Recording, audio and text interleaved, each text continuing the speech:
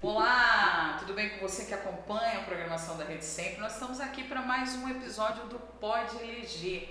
E hoje eu tenho o prazer, a honra de conversar aqui com a assistente social Rosa Nonato. Ela que é hoje coordenadora do Setorial de Assistência Social do PT Nacional. Estamos recebendo aqui no estúdio uma figura ilustre. Seja muito bem-vinda, Rosa Nonato. Patrícia, eu que agradeço, em nome do Partido das Trabalhadoras e dos Trabalhadores, essa honra de estar aqui falando de um papo importantíssimo, não só para nós mulheres, mas para a nação como um todo. Então eu só tenho que agradecer a Rede Sempre, agradecer a você. Olha, eu sei que quem está em casa já gosta de política, porque o nosso canal vem trabalhando aí muitos conteúdos para que as pessoas possam, de uma certa forma, olhar a política com um olhar mais doce, um olhar mais empático, um desejo de aprender sobre. E às vezes a gente olha lá na ponta, Rosa, a gente fala assim, Bolsa Família, a gente fala Vale Gás, e aí fala também pé de meia e não consegue entender o quanto o governo tem que driblar dificuldades, né, para que esse recurso exista e para que pessoas possam ser assistidas e a economia possa girar. Porque quem recebe Bolsa Família gasta no comércio. Então a Rosa foi convidada a vir aqui hoje para falar com a gente sobre a PEC 383 de 2017. Acertei o número? Perfeito. Olha, acertei. Olha, o que seria isso, gente? É uma proposta, né, institucional de que esses recursos que são gastos com a política social, com as políticas, com os projetos sociais, seja um recurso que evidentemente exista, que o ano comece e o ano termine sabendo quanto se tem de dinheiro para a assistência social. Eu estou trocando em miúdos, mas explica pra gente, é mais ou menos isso? É isso. Falar de assistência social no Brasil, ela acontece desde a Constituição de 88. Não é uma coisa nova, né? Não é nova, ela nasce na Constituição e ela toma caminhos de lei, força de lei, a partir da Lei Orgânica de Assistência Social, a conhecida LOAS, de 93. Mas, com relação a recurso, esse recurso ele não é garantido em lei. O que existe é um indicativo na Constituição de 0,01% do orçamento destinado à política de assistência. Ora, nesse momento a gente tem um conflito direto. A gente tem uma política que deve ser continuada, mas a gente não tem previsão orçamentária garantida. E é aqui que nasce a PEC 383, com o nosso companheiro, o deputado Daniel Cabral, que em 2017 apresenta esse projeto de alteração da Constituição para que aquilo que é indicativo na Constituição passe a ser efetivo, de 1%. Então, é 1% da receita corrente líquida da União, que obviamente essa responsabilidade vai ser desdobrada nos 3 entes federados, então estados e municípios também passam a cofinanciar 1% da receita corrente líquida destinada exclusivamente à política de assistência social. Poxa, eu tenho que falar de política, não tem jeito, porque a gente escuta muitas pessoas falarem, é um governo assistencialista, joga todo o dinheiro em políticas públicas, e você está me dizendo que é apenas 1% de toda a receita líquida, tanto dos estados, como dos municípios, como da federação, que tem sido hoje destinado a esses projetos de política pública. Então, isso é o que a gente quer que aconteça. Neste momento, nem esse percentual não consegue existe, ainda. não. Neste momento não existe uma determinação de um valor, e aí a gente acaba tendo uma política que deve ser de Estado sendo feita de gestão. Pronto, então entendi. cada deputado, cada prefeito, cada governador, olha que cada tem que presidente. trocar em miúdos, que é para o jornalista entender, senão o jornalista não entende também. O que você está dizendo é que se isso não for uma lei, mudando-se o prefeito, mudando-se o governador, mudando-se o presidente, você pode ficar aí sem esse benefício que tanto coopera com a vida do povo brasileiro hoje, né? Olha, Patrícia, num passado muito recente nosso, ao qual a gente não gosta nem muito de lembrar, nós tivemos um presidente da República que destinou à assistência social o que daria para 10 dias. Meu Deus. Então, nós tivemos uma possibilidade muito afetiva de acabarmos com a política de assistência social. Mas graças à nossa população, consciente da importância não só da política de assistência, mas de um projeto de país, de desenvolvimento social, a gente conseguiu mudar esse cenário. Mas não é uma garantia. O que nós temos hoje é um presidente da República, o nosso presidente Lula, que entende desde do seu primeiro mandato. O Lula 1 já deu uma outra configuração à política de assistência. Como nós conversamos aqui no início, em 93, quando a lei orgânica ela nasce apenas como lei, instrumento de lei. Mas a efetivação daquilo que está lá na lei, ela só nasce em 2004 com o Sistema Único de Assistência Social. Olha quanta coisa você está falando, né? Você está dizendo para a gente aí que em 88, lá na Constituição, você pensava nisso. Uhum. Aí passa-se tantos anos. 5 anos. Né? 5 anos. Para se pensar na lei. Para se pensar na lei. E só em 2004 é que efetivamente começa a se ter aí. Estamos falando de 11 anos. 11 anos. Então, só no governo Lula 1 é que entende-se a necessidade de estruturar essa política num sistema. Então, que nasce aí o SUAS. O SUAS. Que é muito conhecido, né? Todo os mundo CRAs, fala. Os CREAS, os centros POP. A gente conhece a nível de ponta, isso, né? Na ponta. Na isso. ponta todo mundo já viu um CRAS, sempre tem alguém da família que já fez uso, né? Mas o processo para aquilo funcionar depende dessa estrutura humana que passa pela figura da assistente social, né? São mais de 600 profissionais hoje ligados no Brasil. Os nossos mais de 5 mil, né? 5.569 municípios da federação. Nós temos pelo menos uma unidade de proteção social ligados à assistência.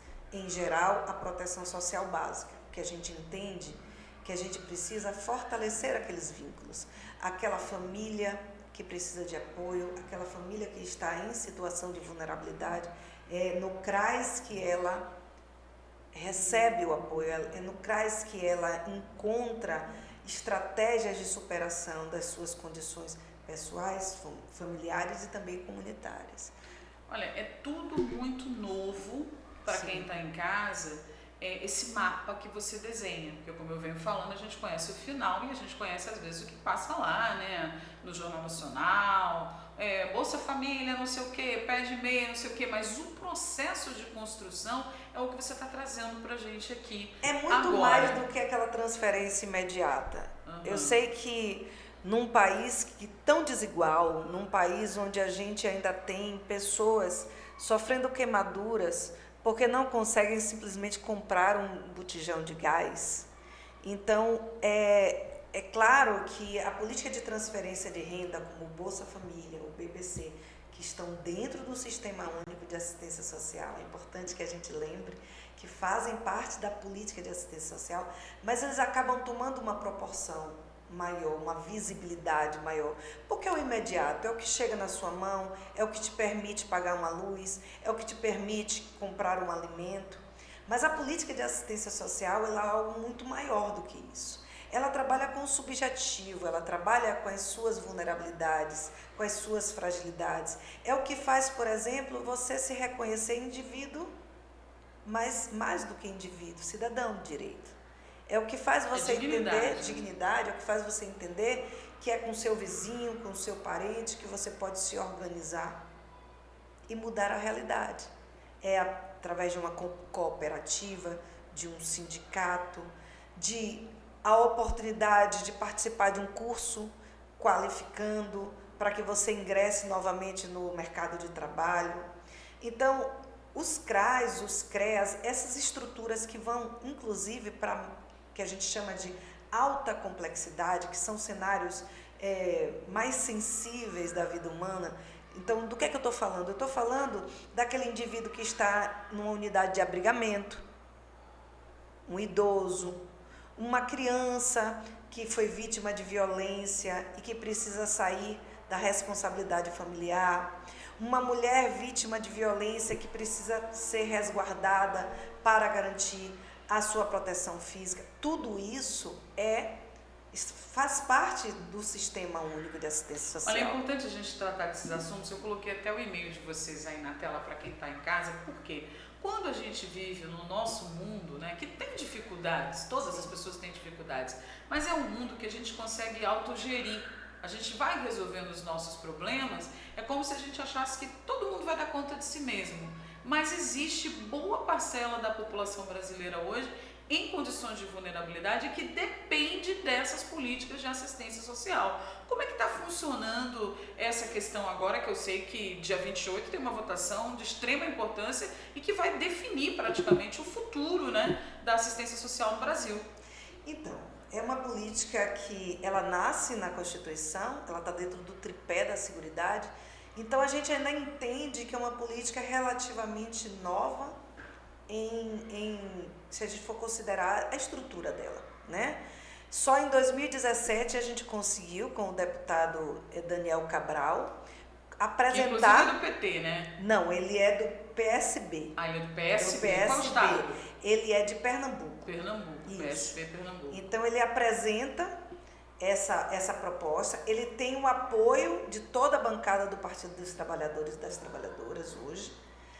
E só agora, em 2017, aí sim, o nosso deputado Patrus Ananias, agora no dia 17 de março, consegue uma janela de oportunidades e reapresenta. Agora, então, quentinho.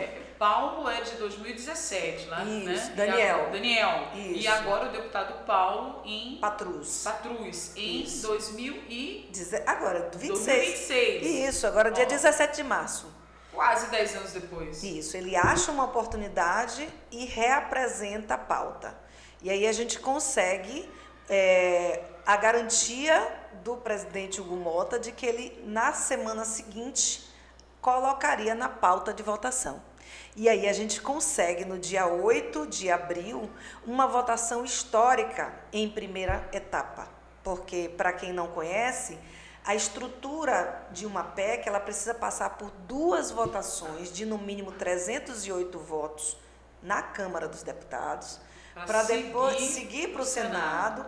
Uma vez aprovado no Senado, aí segue para a sanção presidencial. Então, essa proposta de emenda constitucional, tudo claro para todo mundo entender que aqui não é Jornal Nacional, aqui a gente é para as pessoas entenderem mesmo a importância. Entendeu?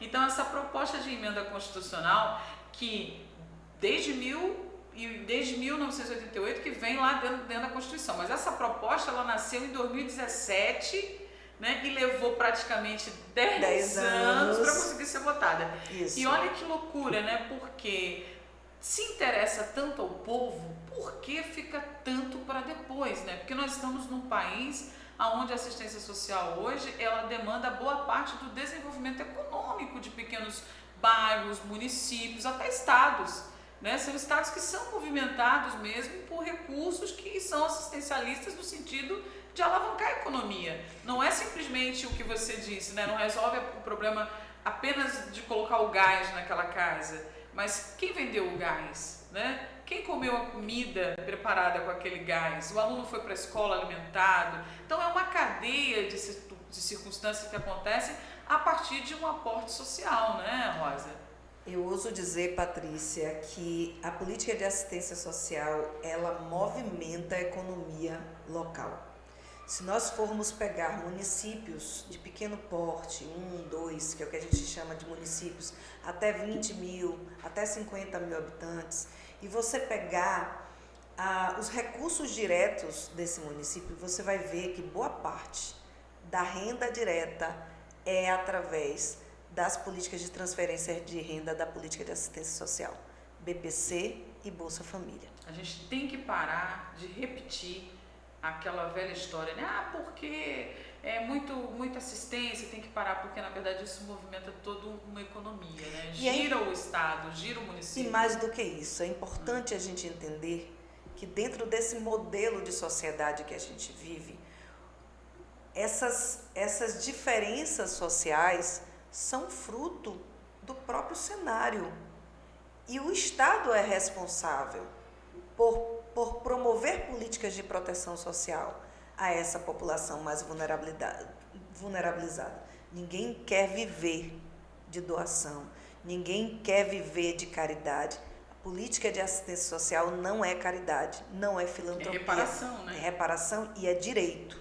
É direito garantido em Constituição. Então, falar dessa PEC, e aí trazendo, e por isso, neste momento, todas as entidades, inclusive o Partido dos Trabalhadores, está engajado na aprovação dessa PEC, porque é mais um elemento de desenvolvimento social. É garantir que a política de assistência social possa promover suas ofertas de forma continuada. É evitar as interrupções, né? É permitir com que CREAS fiquem abertos e à disposição. É garantir, inclusive, empregos, né? Somos mais de 600 mil trabalhadores, desde trabalhadores de nível médio até técnicos de nível como assistentes sociais, psicólogos, pedagogos, antropólogos, advogados, administradores, musicoterapeutas, economistas domésticos. Então, é uma gama enorme de profissionais que estão, que dependem diretamente para qualificar essas ofertas, ter previsão orçamentária. Olha, você está escutando aí a Rosa Nonato, ela que é assistente social de carreira e está hoje como coordenadora do setorial de assistência social do PT Nacional. Rosa, eu estou realmente encantada com essa conversa, porque ela me remete a uma colcha de retalhos, né? Tem pessoas assim que falam, programa de política, eu vou passar o canal, eu não quero assistir. E aqui está se tratando da vida dessa pessoa. Porque a PEC, que vai ser votada agora já pelo segundo momento, no dia 28, na terça-feira, ela depende que os deputados aprovem. E aí a gente vai lá atrás e diz assim, será que a gente sabe quem foi o deputado federal que a gente votou na última eleição? E aí a gente está no ano eleitoral, é importante as pessoas procurarem, né, candidatos que tenham conexão e alinhamento com aquilo que você busca para você, aquilo que você busca para o seu município, para a sua cidade, para a sua família. Porque agora eu posso estar aqui achando que o deputado vai votar favorável a algo que eu acredito e ele vai votar contra. Por quê? Porque na época que era para eu escolher um deputado baseado em questões legítimas, eu simplesmente votei porque o amigo falou, porque o Beltrano falou. Então a política, eu costumo dizer que é o pão nosso de cada dia, né? Eu tenho que estar atenta a isso tudo. Então terça-feira, agora, 28 de abril, me disse é isso mesmo.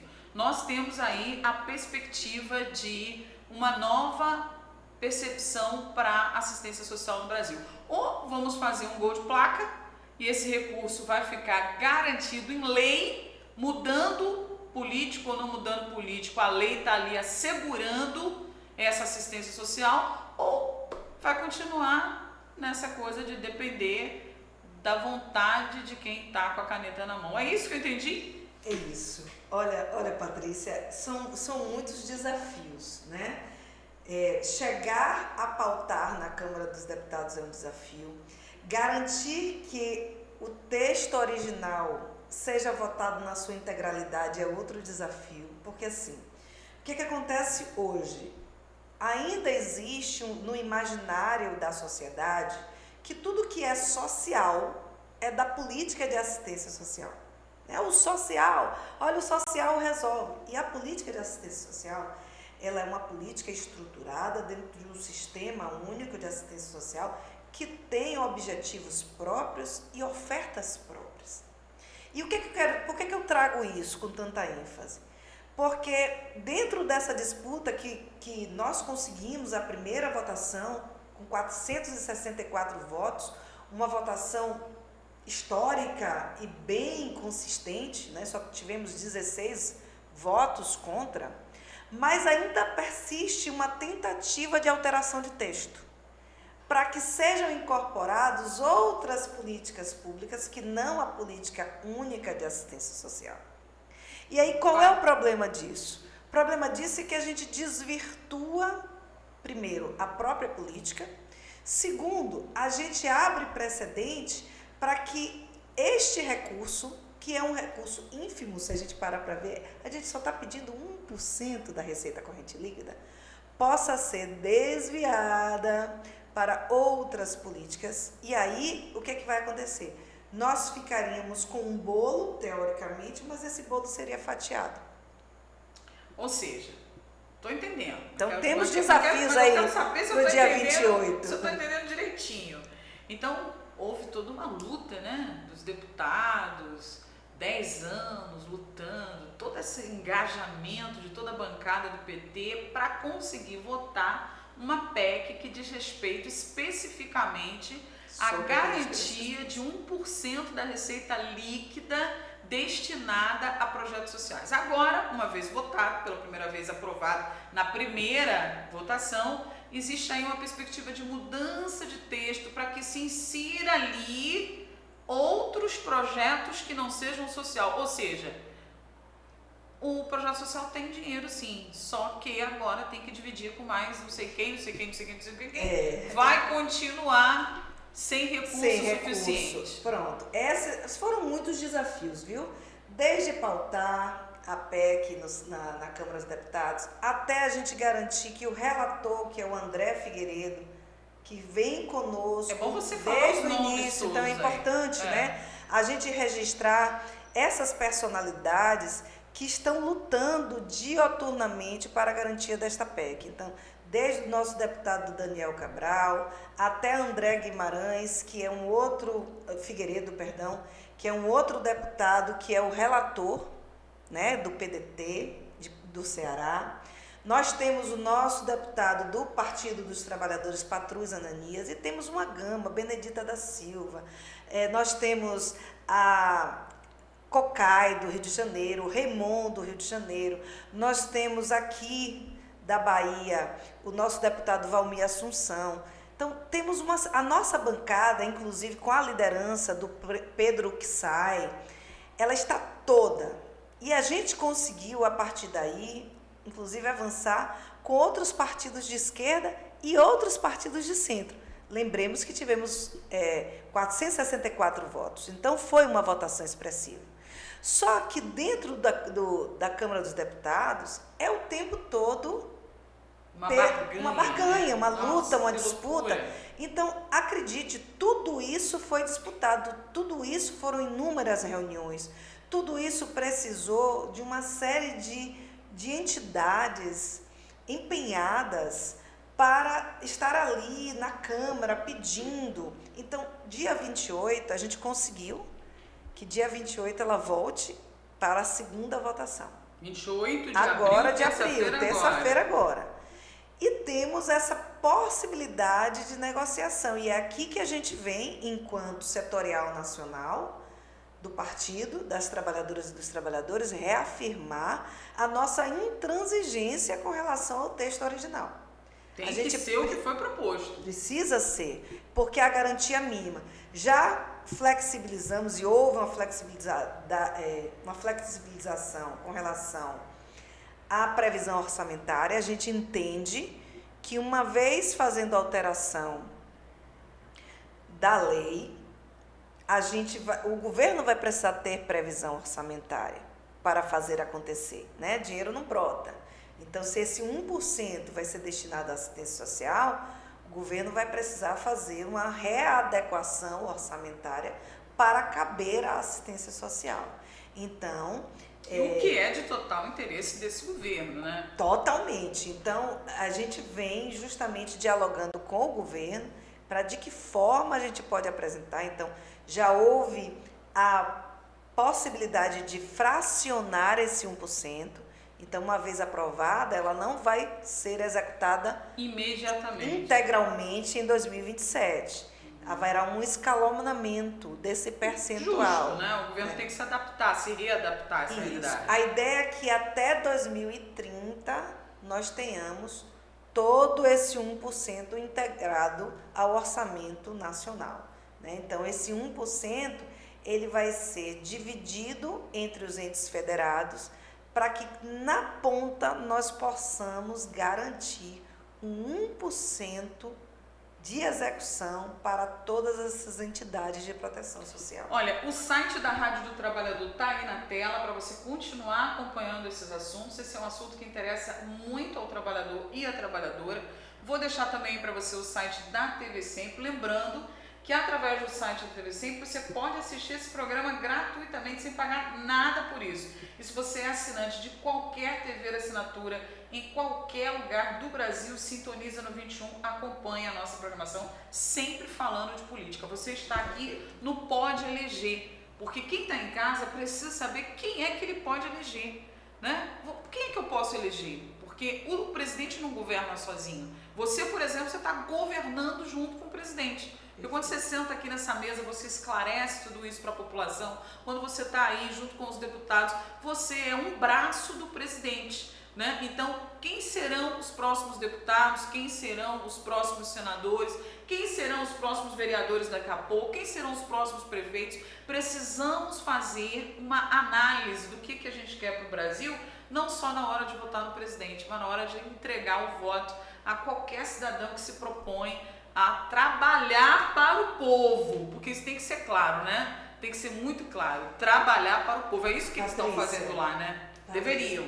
É isso. Às vezes você tocou num assunto muito importante. Nós estamos em ano de eleição e é comum a gente votar por indicação de um amigo, por indicação de um vizinho, porque o pai pediu, porque o namorado pediu, a namorada pediu, porque a irmã pediu. E essas pessoas que estão lá no Congresso, que se dividem entre o Congresso, o Senado, eles determinam o nosso destino, cotidiano. Né? E se a gente não entender que aquela pessoa que está lá é nosso representante, nós ficamos à mercê. Olhe a dificuldade que nós estamos tendo agora na tentativa da aprovação da PEC 6x1. E por que isso? Porque boa parte de quem está lá nunca trabalhou e provavelmente nunca trabalhará nessa escala. Então, a exemplo da escala 6x1 é a PEC 383 da assistência. A gente precisa tomar posse dos nossos espaços. O partido ao qual eu estou aqui representante, dentro do segmento da assistência social, nós temos como princípio reconhecer as pautas sociais, né? O PT é um dos poucos partidos que se organiza internamente em grupos, em setores e, portanto, permite com que as pautas venham a ser discutidas nas suas importâncias. Né? Enquanto setorial nacional de assistência social, eu componho um conjunto de mais outros 17 setoriais, que falam desde a comunidade LGBTQIAPN+, que fala sobre o combate ao racismo, que fala sobre a igualdade interreligiosa, que fala sobre a segurança alimentar. Ou seja, nós falamos sobre a política para mulheres, nós falamos sobre segurança pública, nós falamos sobre movimentos populares. Então, é a forma que o partido se permite olhar para todas as estruturas sociais e estar na luta constante para que a gente construa essa sociedade que a gente quer. Então, neste momento, a nossa bandeira, a bandeira do setorial de assistência, é unir forças para que a gente possa aprovar essa PEC 383 e seguir para outras tantas pautas, viu? A luta ainda é muito grande, inclusive com relação a salários, a dignidade do trabalhador, a concursos públicos, que é importante. Não há como a gente pensar em continuidade de serviço sem continuidade daquele profissional. A gente sabe muito bem que, principalmente quando se trata de políticas municipais, muda-se a gestão, muda-se todo mundo. E o impacto na ponta é terrível. Imagine você que é uma família já vulnerabilizada, que está naquele território ali, que acompanha o CRAS, que já tem buscando o mínimo de estabilidade possível. Que criou laços, vínculo com aquele assistente social, com aquela psicóloga, aí de repente volta lá, cadê? Foi mandado embora. Quem chegou? Uma outra pessoa. Então é preciso construir todo o vínculo novamente para que você... Fica dando voltas. Então, olha, essa é a dificuldade de não se ter orçamento previsto. Gente, esse é um programa realmente para se assistir várias vezes. Estou muito feliz, muito orgulhosa de você, viu, Rosa? Aqui por essa mesa tem passado mulheres incríveis, mulheres inspiradoras, mulheres que têm inspirado outras mulheres a gostarem de política, porque a gente passou boa parte da vida, a política é assunto de homem, isso não é para você. Ainda hoje se fala nisso aí para as mulheres, tá? Nós estamos livres disso, mas não são todas, né? Às vezes a mulher quer dar uma opinião, você não sabe o que você está falando, né? Então a mulher precisa fazer parte dessa construção política, porque todos esses temas interessam o nosso dia a dia. É o filho na escola, né? É um benefício na hora que alguém se machuca, que alguém se acidenta no trabalho. Tá tudo isso ligado à fala de Rosa Nonato aqui. Olha, nós vamos acompanhar de perto aí, tá? Eu quero que você me mande notícias na segunda-feira de como isso está acontecendo. Hoje é domingo, hein? Nós estamos aqui com você, escolhemos ficar com você. E na terça-feira, dia 28, vai acontecer que horas essa votação aí? Então, essa votação acontece a partir das 14 horas, a sessão ordinária da Câmara dos Deputados. Que deve ser transmitida, talvez, pela TV Câmara. Ela é transmitida, então eu convido a todas as pessoas que estão nos ouvindo, principalmente as mulheres, porque a política de assistência ela é uma política de viés feminino. Todas as nossas estratégias, elas preveem a proteção da mulher.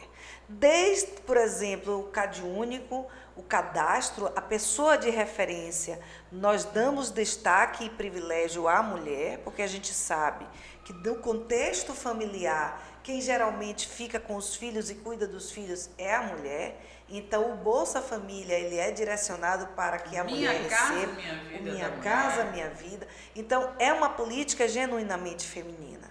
É uma política que busca o empoderamento dessa mulher, a autonomia dessa mulher. Não é à toa que as portas dos CREAS estão abertas para acolher essas mulheres, principalmente aquelas que são vítimas de violência. Então, eu queria aproveitar toda a sua audiência e convocar mesmo a toda a sociedade para que esteja junto com a gente. Ah, Rosa, mas o que é que eu posso fazer aqui na minha autonomia, na minha casa? A gente pode começar, por exemplo, marcando nas nossas redes sociais os deputados que a gente conhece.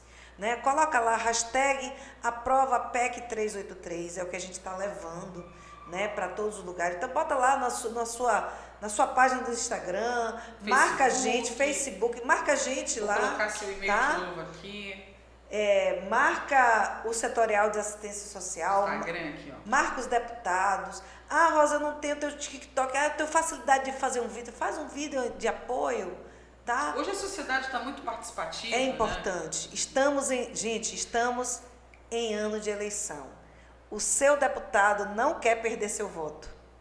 Então, se você demonstrar que está de olho, que está atento e que está percebendo em que ele vota e como ele vota, tenha certeza. Olha, está ouvindo isso? Bom, a gente vai fazer de tudo para que você volte aqui contando vitória, tá? Eu tenho certeza. Nós vamos colocar os cortezinhos aqui o mais rápido possível desse podcast para você marcar. O e-mail está aí na tela, assistência social PT, tá? Isso. E a gente vai estar aqui torcendo, pedindo a Deus que ilumine esses deputados e, claro, fazendo pressão, porque a política funciona assim, né? O povo tem que ir para cima em busca daquilo que acredita. Aproveitar a sua enorme audiência, mandar um beijo para todo o coletivo nacional, ao qual eu honrosamente represento, e agradecer você, Patrícia, por esse espaço da Rede Sempre, por esse espaço do Pode Eleger, para que a gente possa, de fato, falar de assuntos tão relevantes quanto esse. Eu que agradeço, muito obrigada. Gente, e olha como ela está bonita. Ela está vestindo, deixa eu mostrar aqui para vocês, ó. Ela está vestindo Zeli Boutique. Gostou do look? Ó, gostou? Gente, E super combinou, né? Super combinou, cor, né? bota. É a cor do seu coração, a cor da sua alma, a cor do seu trabalho. Parabéns e muito obrigada pelo privilégio de tê-la aqui conosco. Gente, vocês não saiam da Rede Sempre, porque já vem muitos programas aí, tem uns programas de viagem, hein? Tem um programa maravilhoso mostrando a Espanha. Fica aí, porque se você quer uma coisa, se você sonha com aquilo, você pode conquistar. Faz um planejamentozinho que dá para você conhecer tudo. Você sabe que eu queria conhecer Brasília, eu não conhecia Brasília. E aí eu fiz um planejamento, agora ó, já fui umas 5 vezes a Brasília, já estou até com vontade de mudar para Brasília. A gente tem que sonhar, não tem que sonhar? Sempre. Mulher tem que sonhar, Sempre. tem que planejar e ficar ligada, de mão dada, que a gente realiza tudo que a gente deseja, a gente consegue. Com coragem. Olha aí a coragem da Rosa. Sem medo de ser feliz. Olha aí a coragem da Rosa. Ela enfrenta, hein? Vamos nos inspirar e vamos pra frente. Tchau, pessoal. Tchau, tchau.